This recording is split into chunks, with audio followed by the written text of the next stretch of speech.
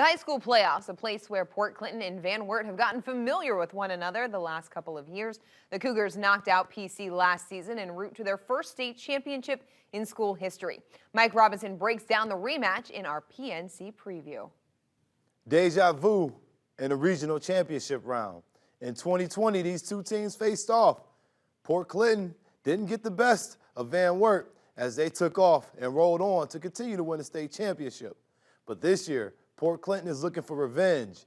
They are on the mini tour right now. Lost to Perkins, beat them in the playoffs.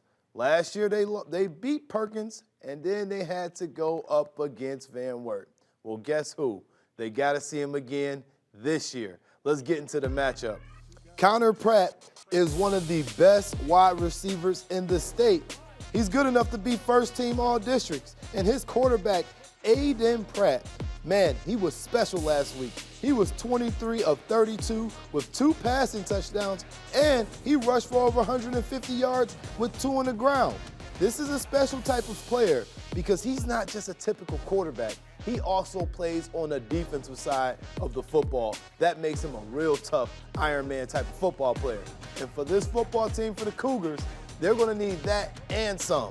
Let's take a look at the offensive line. Cullen Dunn, one of the most dominant offensive linemen in the state. Nate Jackson, he's had a phenomenal season as he's been able to squirt through those holes and find many of lanes to get touchdowns all season long. And they've needed it because they got that 12-1 record mainly because they can run the football effectively with a nice adjustment to the pass.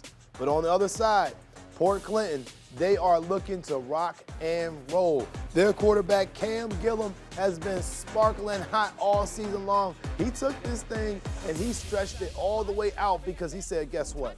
We're going to take our team all the way. Not the biggest quarterback standing at 5'9", but he's got the most heart on the field, and let me tell you why.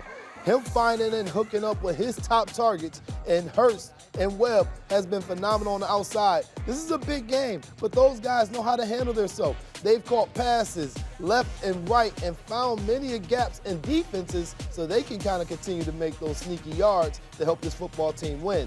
And Hurst is going to be counted on because they're going to need him to continue to step up for the offense. And taking a look up front, Ethan Ransenberg. He is an all-district offensive line, and he is a man to worry about because they're going to have to find a way to continue their ground attack with Cornell being a little bit banged up. This offensive line is going to have to find a way to step up and create a little bit more protection for their quarterback. As you know, that Van Wert defense, they can definitely get after it. But we speak of defense and we speak of Port Clinton. Adam Thorbon, he's been a key piece to this defensive line.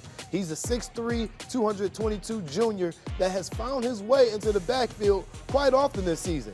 He is one of the pieces to this defense where most coaches think that he's got a chance to play at the next level. But this is something to be said for a game like this. College coaches will have their eyes tuned in because there's going to be some nice matchups up front where this game is going to be won at in the trenches.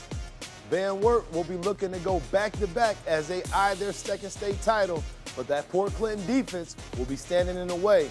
Who will win? We'll see this weekend, Friday night at Donnell Stadium.